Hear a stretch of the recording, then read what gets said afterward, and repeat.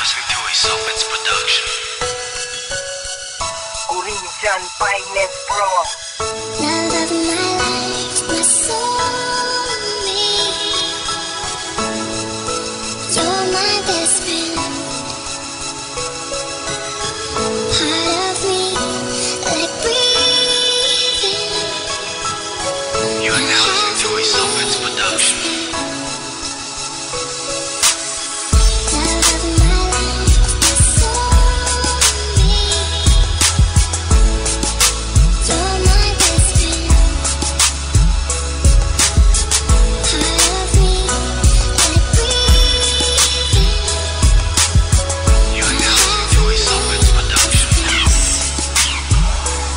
Ito ang awit na sinulat na aking pinaghusayan. Kayo ang punot dulo kung ano ang kalagayan ko ngayon. Bilib ako dahil pare-parehas lang at magkakapantay ang ating turingan na bago man ang katayuan sa mundo o pamumuhay. Ganyan talaga tol, pagsubok natin yan sa buhay. At kung dati-rati ay kumpleto tayong tumatambay, 10 oras ng gabi masasaya pang tumatagay. At kung ano ang uso yan ang kinahihilig, ang pagandahan ng babae, natural na pasikatan.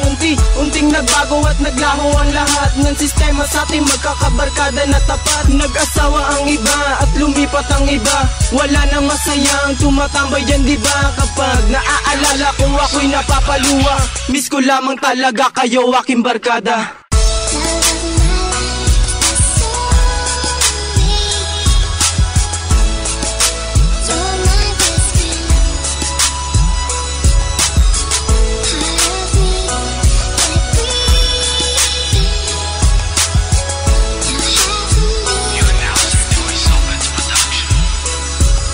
Salamat ko ito sa lahat ng aking kaibigan. Mula noon hanggang ngayon hindi ako iniwan. Kayo rin ang nagpamulat upang aking matutunan ng industriya ng rap. Talentong galing sa isipan tulad ko at tulad nyo. Alam ko na alam nyo rin na ang tropa ay mahalaga basta tatanggapin nyo ang bawat isa. Magkakaiba man ang katauhan at hindi mag-aalangan na tulungan ka sa kagipitan. Lagi nyong tatandaan na hindi ko pinagsisihan na kayo ang napili ko na maging kaibigan, kapatid sa aking buhay, matuwid sa paggabay. Kapamilya ang tinuring nyo, nasadyang tunay sa'kin ay hindi kukupas ang ating nasimulan. Kahit nasa pagtanda, tatatak sa'king isipan kung sino ano ang dapat na lugar na tandaan. Mr. Eser nga pala na nanggaling ng Corinthian.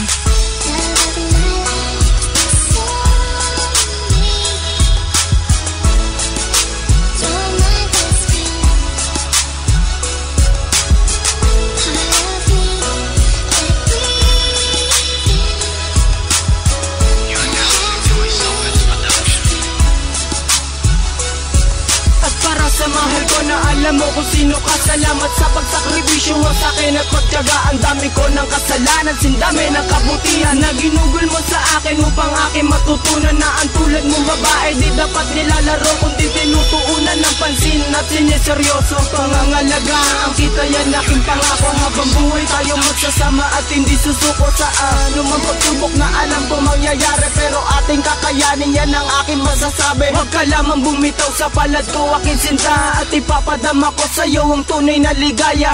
Sa'yo ko lamang itutuon ang pagmamahal na wagas, hindi ka ipagpapalit, pangako alam yan ang nasa taas.